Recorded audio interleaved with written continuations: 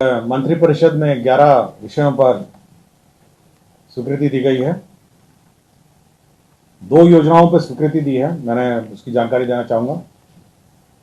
सर्वप्रथम Bakhtiyarpur engineering college में जो 5 एकड़ निःशुल्क भूमि उनको मिली थी एक्सपेंशन के लिए, उसमें प्रशासनिक सह अकादमिक ब्लॉक, बालिका छात्रावास, ऑडिटोरियम का निर्माण, परिसर का विकास, फुटबॉल मैदान, 4 दीवारी, कुल 49,72,78,000 रुपए प्रशासनिक स्वीकृति दी गई है। तो ये 7 निश्चय की योजना है और जो वर्तमान में आपको पता होगा कि संचालित है अभी भी बख्तियारपुर में इंजीनियरिंग कॉलेज, उसमें अतिरिक्त जो स्टूडेंट्स हैं उनके लिए अकादमिक ब्लॉक, बालिका छात्रावास, ऑडिटोरियम निर्माण, परिसर विकास, फुटबॉल मैदान और 4 दीवारी की स्वीकृति दी है। तो ये एक योजना जिसकी स्वीकृति दी गई है। दूसरी योजना जो स्वीकृति दी गई है वह आपको जानकारी होगा कि दरभंगा में राज्य सरकार ने एम्स के लिए, all Indian institute of medical sciences के लिए भूमि बहादुरपुर अंचल में एकमी शोभन बाईपास सड़क में विभिन्न खेसरा में 189.17 एकड़ में भूखंड में आवश्यकता अनुसार मिट्टी भराई का सैंक्शन किया। मिट्टी भराई और उसका बाउंड्री और उसका आधारभूत संरचना, इसके लिए 3,09,29,59,000 रुपए की प्रशासनिक स्वीकृति दी है। यह जो जमीन है वो सड़क से थोड़ी नीची है, जिस कारण से इसको मिट्टी भराई और बाउंड्री वॉल इसको करेंगे। इसके अतिरिक्त राज्य सरकार ने दानवीर भामाशाह की जयंती जो 29 अप्रैल को होगी, 29 अप्रैल को पुनईचक पार्क में उनके प्रतिमा स्थल पर राजकीय समारोह में के रूप में मनाए जाने का निर्णय लिया है। तो राजकीय समारोह के रूप में मनाया जाएगा 29 अप्रैल को भामाशाह की जयंती। बिहार में एक नया संवर्ग, प्रोटोकॉल ऑफिसर्स का संवर्ग क्रिएट किया गया है। ये प्रोटोकॉल ड्यूटी में पटना एयरपोर्ट, दिल्ली एयरपोर्ट और गया एयरपोर्ट पर रहेंगे। कुल 15 पदाधिकारी होंगे, जिसमें प्रोटोकॉल मैनेजर के रूप में 1 रहेंगे, सीनियर प्रोटोकॉल ऑफिसर के रूप में 4 रहेंगे और प्रोटोकॉल ऑफिसर के रूप में 10 रहेंगे। तो ये सभी डेपुटेशन के आधार पर हैं।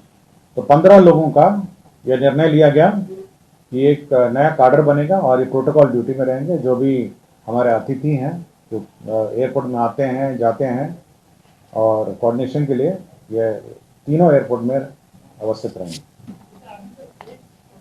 एक प्रोटोकॉल मैनेजर होगा जो लेवल 6 का पद है, सीनियर प्रोटोकॉल ऑफिसर है 4 हैं जो लेवल 4 का है, प्रोटोकॉल ऑफिसर 10 है जो लेवल 2 का है। कुल 15 पद होंगे। तो 15 छोटा सा ही काडर है और 3 ही एयरपोर्ट इनको संभालना है। पटना एयरपोर्ट है, दिल्ली एयरपोर्ट है और गया एयरपोर्ट है। तो बहुत सारे हमारे गेस्ट आते हैं जिनको समस्या रहती है। ये परमानेंट काडर रहेगा, इनका ट्रेनिंग प्रशिक्षण प्रोटोकॉल में होगा और ये जो हमारे अतिथि हैं उनको रिसीव करेंगे और उनको डिपार्चर के लिए सहयोग करेंगे। जमींदारी बॉन्ड्स को जो इशू हुए थे, जो निर्गत हुए थे 1972 और 1974 के बीच में जमींदारी बॉन्ड 40 वर्षों के लिए निर्गत किए गए थे।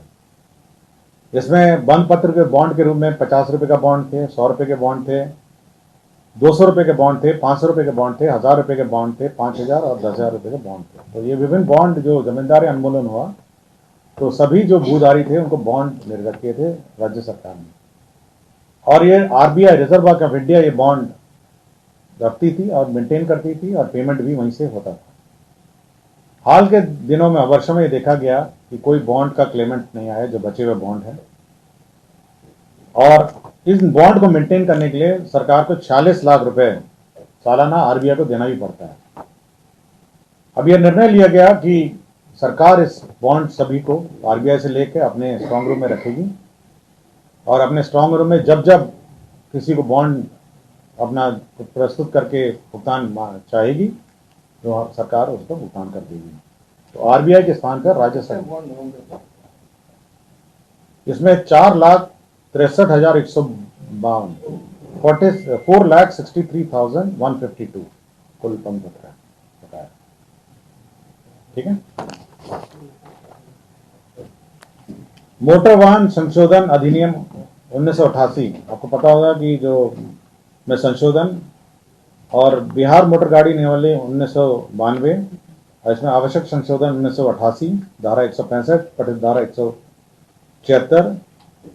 इसकी नियमावली जो 2023 है, उसका नया नियमावली बनाया गया है। इसमें पहले आपको जानकारी होगा कि बीच में हम लोगों ने एक ट्रिब्यूनल बनाया था और राज्य सरकार पहले भुगतान करती थी और उसके बाद इंश्योरेंस कंपनी से क्लेम करती थी। माननीय सर्वोच्च न्यायालय ने प्रक्रिया निर्धारित कर दी है और भारत सरकार ने भी प्रक्रिया निर्धारित कर दी है कि ट्रिब्यूनल के माध्यम से ही जो डेथ और अन्य क्लेम्स हैं, इंजरी क्लेम्स हैं, वो भुगतान होंगे। और यह भी उस आदेश में निर्गत है कि यदि राज्य सरकार भुगतान करेगी तो इंश्योरेंस कंपनी उतना कम भुगतान करेगी। तो यह तो राज्य सरकार का घाटा हुआ। राज्य सरकार ने अभी क्या किया है कि सभी जिलों में अब ट्रिब्यूनल का गठन होगा। जो भी क्लेमेंट हैं डेथ के या इंजरी के, जो भी इंश्योरेंस क्लेम है, वहाँ पे ट्रिब्यूनल में दर्ज करेंगे। जिला स्तर पर एक न्यायिक पदाधिकारी की अध्यक्षता में है, ये रिटायर्ड न्यायिक पदाधिकारी की अध्यक्षता में एक न्यायाधिकरण है।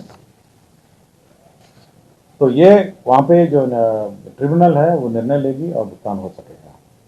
तो यह एक महत्वपूर्ण निर्णय है कि अब जो ट्रिब्यूनल है, जो डेथ और एक्सीडेंट के ट्रिब्यूनल हैं, तो अब जिला स्तर पर रहेंगे और क्लेम वहाँ पे फाइल होगा और वहीं पे डिस्पोजल होगा। तो न्यायिक ये प्राधिकरण जो न्यायाधिकरण है उसका गठन के की मंत्रिपरिषद ने स्वीकृति दी। अभी एक ही था, पूरे राज्य में एक था और बड़ी कठिनाई होती थी और होता ये था कि राज्य सरकार पेमेंट करती थी और उसके बाद इंश्योरेंस कंपनी से क्लेम होता था। लेकिन हुआ ये कि माननीय सर्वोच्च न्यायालय में एक केस चला, भारत सरकार ने भी के भी पार्ट था और सभी राज्य थे। तो सर्वोच्च न्यायालय में निर्णय हुआ कि राज्य सरकार अगर भुगतान करेगी तो इंश्योरेंस कंपनी उतना कम भुगतान करेगी और क्लेम जो होगा वो केवल न्यायाधिकरण जो ट्रिब्यूनल है वही भुगतान करेगा। तो इसको सहूलियत देने के लिए हर जिला में अभी एक ट्रिब्यूनल का गठन किया जाएगा। अब तो ट्रिब्यूनल देगा ना, अगर राज्य सरकार देगी तो फिर इंश्योरेंस कंपनी का फायदा हो गया ना, इंश्योरेंस कंपनी उतना कम भुगतान करेगी। गृह विभाग का एक प्रस्ताव था जिसमें बिहार पुलिस के पीटीसी प्रशिक्षक और 3 सिपाही रैंक के पुलिस पदाधिकारी को अन्य राज्य की तर्ज पर अनुसंधान की शक्तियां प्राधिकृत करने के संबंध में। आपकी जानकारी है कि रिजर्वेशन एंड प्रमोशन के आलोक में प्रमोशन की कार्रवाई अभी बाधित है और माननीय सर्वोच्च न्यायालय में विचाराधीन है। प्रमोशन के अभाव में जो इन्वेस्टिगेटिंग ऑफिसर्स हैं उनकी कमी है।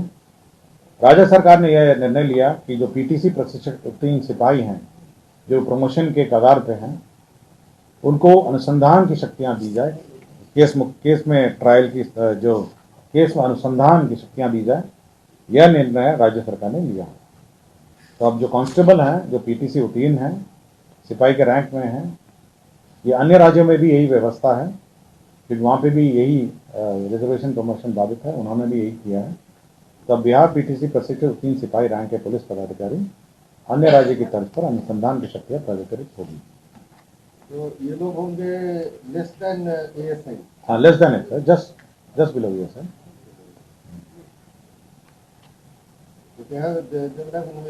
हाँ, इन्वेस्टिगेटिंग पावर। विज्ञान एवं प्रौद्योगिकी विभाग का एक प्रस्ताव था जिसमें तकनीकी शिक्षा गुणवत्ता उन्नयन कार्यक्रम 3 चरण के अंतर्गत इसमें कितने होंगे, कुछ आइडिया है? पर अभी तक पीटीसी वाले ऑल ओवर मतलब बिहार है इसमें वर्तमान में राज्य पुलिस में 2832 सिपाही हैं जो पीटीसी प्रशिक्षित हैं, 2830।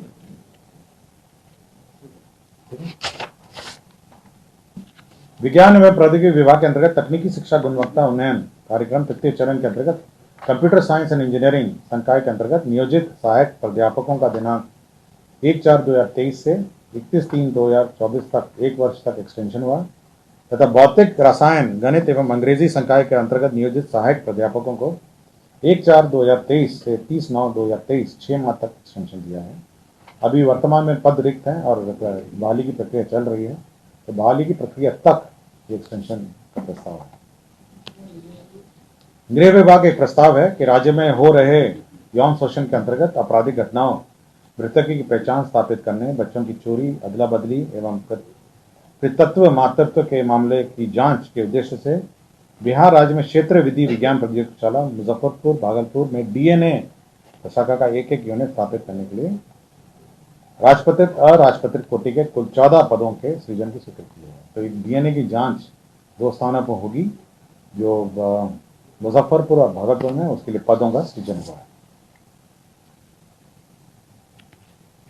सामान्य प्रशासन विभाग का एक प्रस्ताव था। श्री अशोक कुमार 2 तत्कालीन सब्जेक्ट ACGM मधुबनी, जो वर्तमान में निलंबित हैं, मुख्यालय मधेपुरा है, उनको गंभीर कदाचार के आरोप में सेवा से बर्खास्त किया गया है।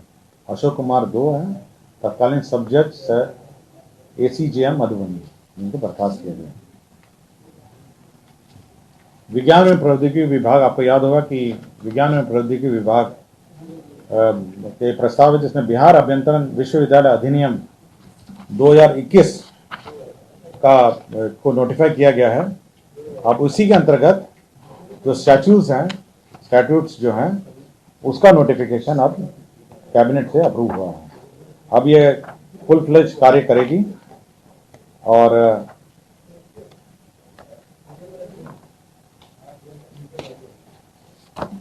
बिहार अभियंत्रण विश्वविद्यालय अधिनियम 2021 की धारा 29 की उपधारा 1 के अंतर्गत विश्वविद्यालय का परिनियम, जिसको स्टैट्यूट्स कहते हैं, वो नोटिफाई करने के लिए मंत्रिपरिषद में